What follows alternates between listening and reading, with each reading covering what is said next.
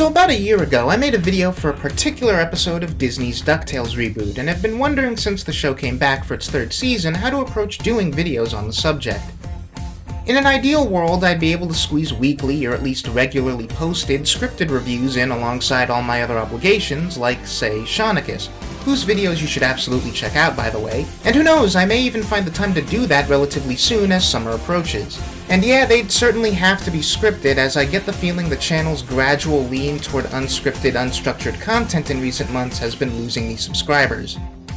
This is a spectacular show, and now that both Steven Universe and BoJack Horseman have come to a close, I can confidently call it my favorite animated series currently running. I really want to be able to talk about it episode to episode, maybe even going back to the start of the show if that's viable. That said, the recent episode Astro B.O.Y.D struck a particular chord in my critic brain much the same way the Ballad of Duke Baloney did a year back. I felt compelled to talk about that episode as a great character study of a previously shallow and dismissible antagonist, and a masterful setup for an ongoing character and secondary plot arc. Astro B.O.Y.D, by contrast, is a singularly impressive episode in how it juggles its cast, and seems to exist outside of any long-term arc setup, though it also works to recontextualize and add layers of pathos to previously thin characters. This is one of the very few episodes of the show to completely cut the opening theme tune, which would be a crime given how good said tune is, but was really necessary for the sheer volume of stuff going on in this one with regards to that character work. Namely, our titular character of B.O.Y.D, the definitely real boy, was introduced last season as a gag, a fake robot son for the obnoxious Zuckerberg stand-in Mark Beeks. And this episode definitely has to do some subtle retconning to make him a fully realized character with a compelling backstory.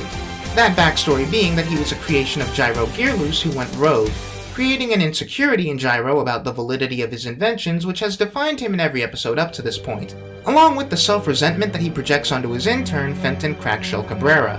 These are traits that have been played almost exclusively for comedy since we met Gyro, or alternatively as a way to make Fenton more sympathetic. And without the context of B.O.Y.D, or 2BO as he was called's failure, it was easy to assume it was all born of delusional ego. Now though, we know where that really comes from, and it's a far more personal, sympathetic place. The show has been explicit in the past about how Gyro is the father of his inventions, and his estranged, dehumanizing relationship with B.O.Y.D is really hard to watch in spots because of that context. Speaking of that father thing, I like the small but impactful role that Little Bulb serves in the portrayal of the aforementioned relationship. This mute, previously established invention of Gyro's is one he actually does treat humanely, and is the one who actually takes down Dr. Akita, the true cause of 2BO's initial malfunction, and the source of Gyro's woes. You could even say, his Gywoes. I'll see myself out. In doing this, Lil Bulb exists as the proof that Gyro and Akita are both wrong about B.O.Y.D, that the very idealism and humanizing nature which Gyro scoffs at in his past self still exists, as it always does, as the heart of what makes his inventions not evil.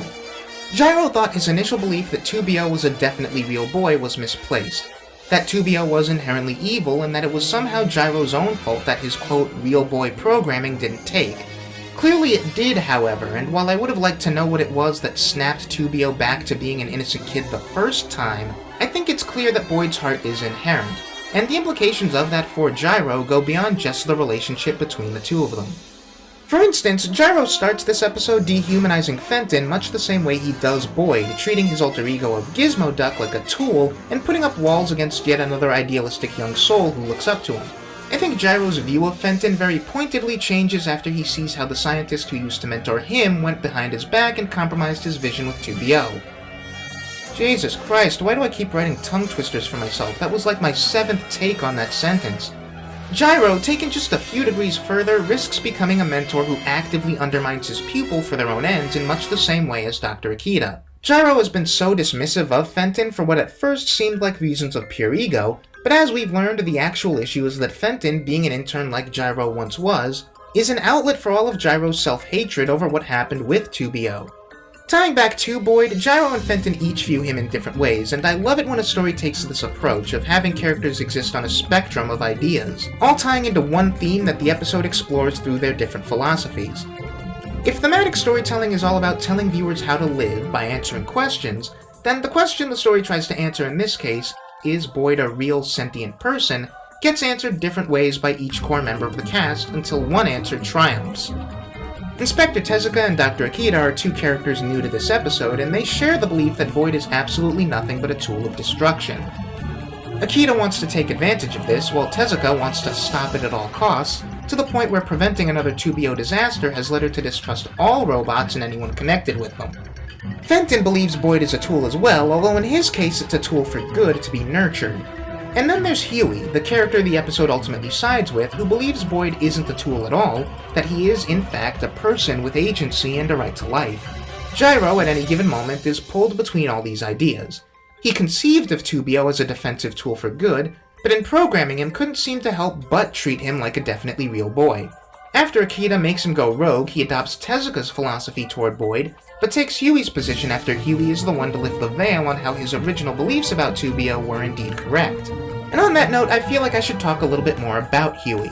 Of the central brotherly trio of Ducktales, Huey was of course the perfect fit for protagonist of this story, slotting right into the themes and setting as the intellectual of the bunch. And while he's absolutely a smart kid, his role in this episode pivots around two key factors.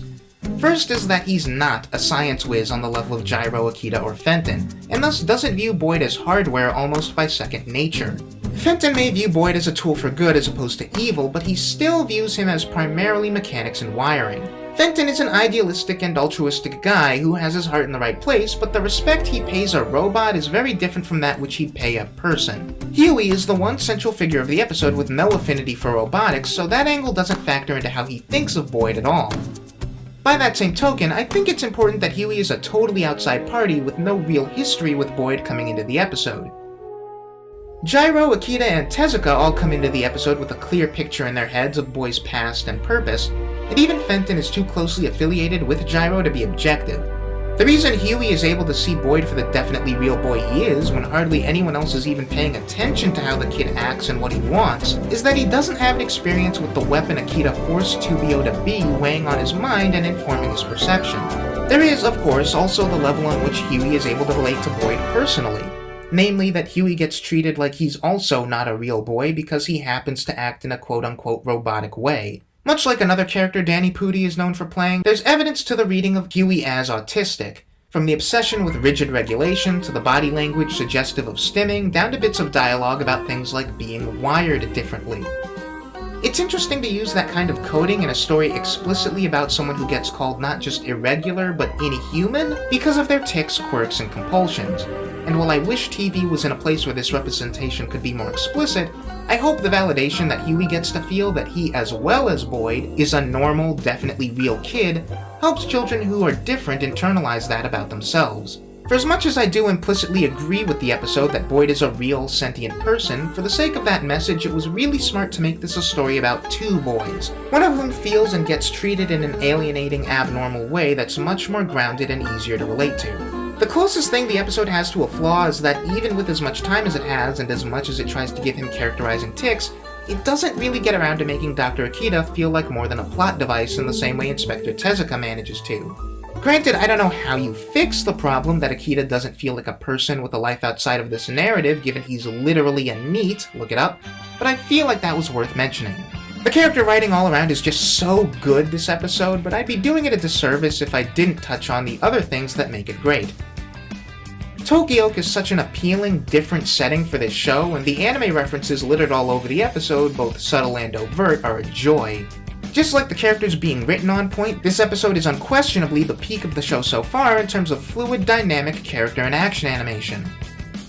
There's Sakuga all over this episode, the likes of which the show hasn't done before, and if we get another story even close to it this season, then I honestly might actually bloom and explode. I'd also be remiss not to mention that for as great as the character writing is, it's super bolstered by the spectacular vocal performances this episode. Jim Rash's Gyro in particular really injects a lot of the pathos into his delivery, and in part it's the acting that really makes the characterization, for him at least. Astro Boyd is unquestionably a top 5 or maybe even top 3 Ducktales episode for me. It's almost a shame that you need the context of previous episodes to fully appreciate this one, because it's so well written I think you could use it to sell people on this show. Why don't you let me know in the comments what you thought about it as well as this video? I really hope you guys liked what I had to say. This is my 10th attempt at rendering this video and my 3rd time recording all these vocals from scratch. I'm literally dying, and I at least hope it all resulted in something I can be proud of. Like and subscribe if you haven't already to validate me and also keep up with my content.